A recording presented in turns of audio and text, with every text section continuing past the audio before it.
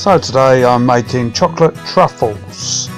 Here are your ingredients that you're going to need: 100ml of double cream, 200 grams of dark chocolate, a little bowl of icing sugar, and you might want to put some flavouring in, some peppermint, some orange. Okay, light up the gas, pop on the saucepan and put all the cream in. Very gently going to bring the cream up to a boil. As soon as it's boiling, remove it from the heat and then add in all the chocolate. You're going to keep stirring until the chocolate's completely melted.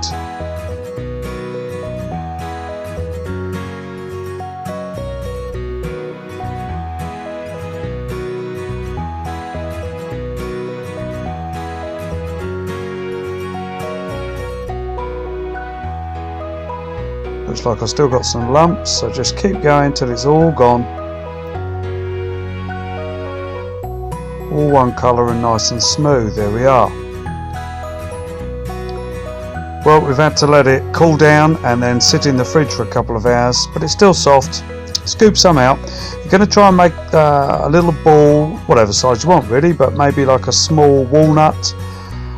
Probably would have been a good idea if I'd have dusted my hands in icing sugar, but I did enjoy cleaning up afterwards, but it was very sticky at this point.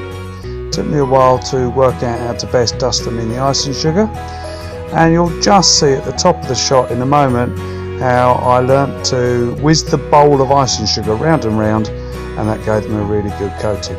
Well, at the end of it, I thought they looked really good, and I can tell you that that recipe made 16, but I certainly don't have 16 left.